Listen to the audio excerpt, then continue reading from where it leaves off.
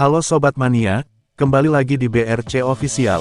Ada kabar menarik nih mengenai PSM Makassar, harus menelan kekalahan atas PSS Sleman, dalam laga pekan ke-31 Liga 1 2024/2025. Tim Juku Eja, sebetulnya unggul lebih dulu, namun kena comeback tim tuan rumah, karena dibantu dengan wasit VAR. PSS Sleman versus PSM Makassar, berakhir dengan skor 3-1, yang berlangsung di Stadion Maguwo Harjo, Sleman, Sabtu, tanggal 3 Mei tahun 2025. Pertandingan tersebut dipimpin oleh wasit Nendi Rohendi. PSM sebetulnya unggul cepat, pada menit ke-13, melalui Yuran Fernandes lewat sundulannya.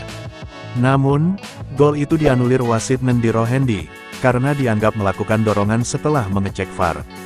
Gol untuk PSM baru lahir di menit ke-24, lewat Nermin Haljeta. Namun, PSS membalikkan keadaan, lewat gol yang dicetak Dion menit 26, dan Marcelo Cirino menit 37.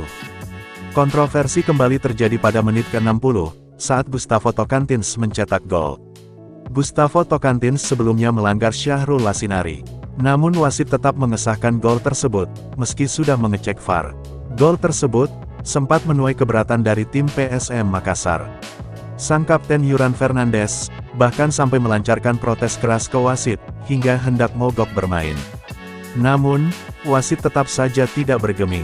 Selamat terhadap tim PSS Sleman, yang memenangkan pertandingan mencetak 3 gol, menurut wasit dan menurut VAR, ujar pelatih PSM Makassar, Bernardo Tavares usai laga. Senada dengan pelatih, Kapten PSM Yuran Fernandes juga kecewa, dengan kepemimpinan wasit. Dia bahkan menyebut, Nendi Rohendi yang memimpin laga, tak pantas menjadi wasit di Liga 1. Saya kira semua tahu, apa yang terjadi, apa yang dilakukan wasit. Wasit melakukan ini dengan satu pekerjaan, membantu PSS, kata Yuran dengan nada kesal. Secara statistik, PSS Sleman dan PSM Makassar, seimbang dalam hal penguasaan bola. Tim berjuluk Super Elang Jawa, menguasai 50%, sama halnya 50% di kubu skuad Juku Eja. Dalam hal agresivitas serangan, PSM mendominasi dengan melepas 14 tembakan. Namun cuma 3 diantaranya yang tepat sasaran. Sedangkan PSS Sleman, lebih sedikit dengan melepaskan 9 tembakan, tetapi ada 6 yang on target. PSM juga unggul dalam hal distribusi bola.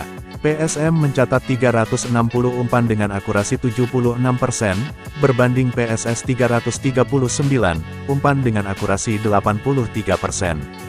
Dalam segi bertahan, PSM lebih solid, dengan mencatatkan 20 tackle, 24 intercept dan 1 sapuan.